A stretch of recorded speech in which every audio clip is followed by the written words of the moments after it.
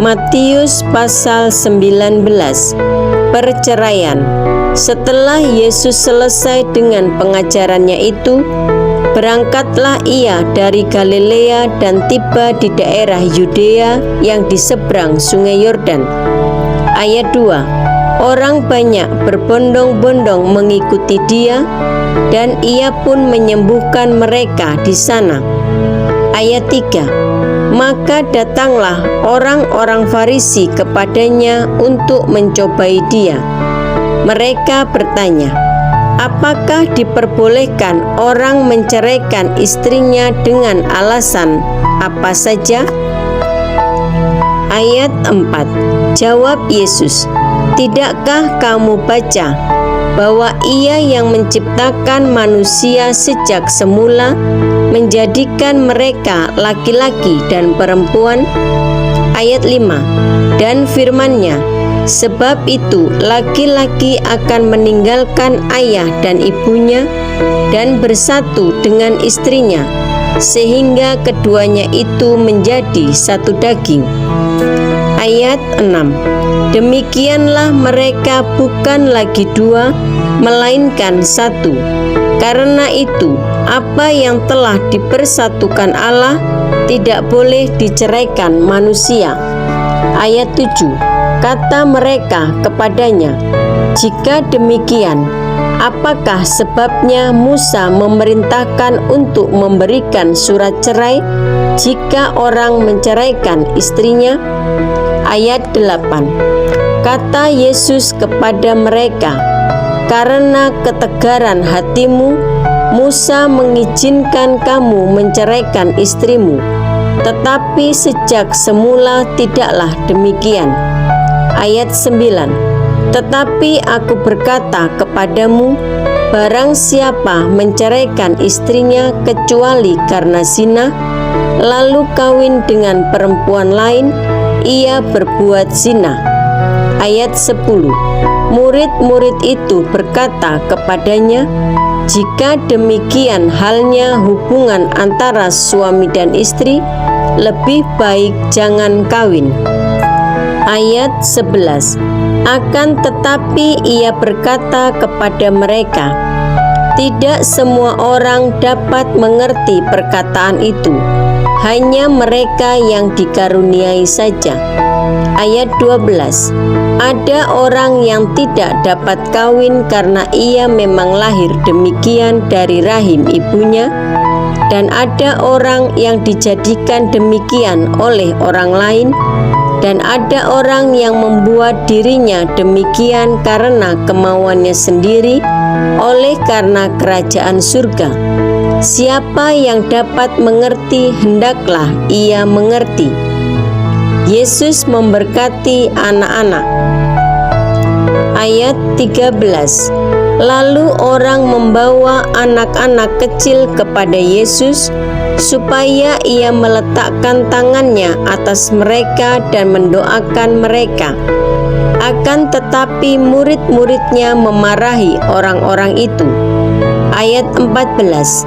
Tetapi Yesus berkata, biarkanlah anak-anak itu, janganlah menghalang-halangi mereka datang kepadaku, sebab orang-orang yang seperti itulah yang empunya kerajaan surga. Ayat 15. Lalu ia meletakkan tangannya atas mereka, dan kemudian ia berangkat dari situ. Orang muda yang kaya. Ayat 16. Ada seorang datang kepada Yesus dan berkata, Guru, perbuatan baik apakah yang harus kuperbuat untuk memperoleh hidup yang kekal? Ayat 17.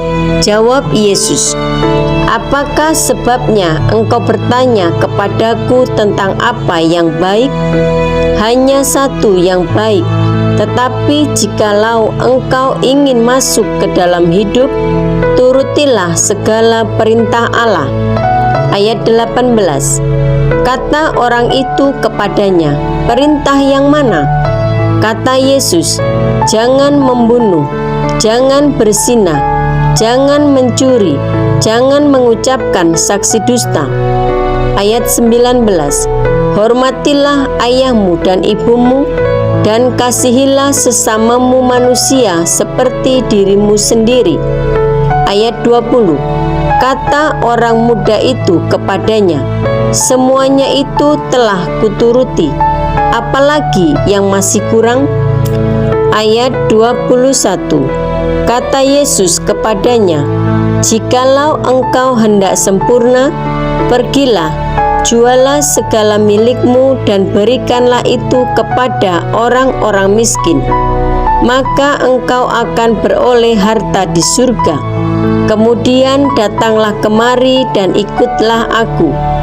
Ayat 22, ketika orang muda itu mendengar perkataan itu, pergilah ia dengan sedih, sebab banyak hartanya. Ayat 23, Yesus berkata kepada murid-muridnya, aku berkata kepadamu, sesungguhnya sukar sekali bagi seorang kaya untuk masuk ke dalam kerajaan surga. Ayat 24, sekali lagi aku berkata kepadamu, lebih mudah seekor unta masuk melalui lubang jarum daripada seorang kaya masuk ke dalam kerajaan Allah.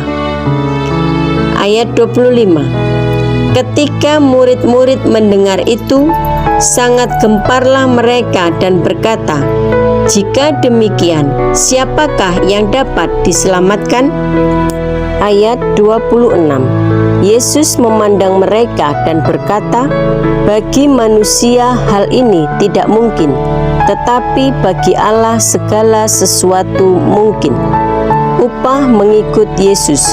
Ayat 27, lalu Petrus menjawab dan berkata kepada Yesus, kami ini telah meninggalkan segala sesuatu dan mengikut Engkau. Jadi apakah yang akan kami peroleh?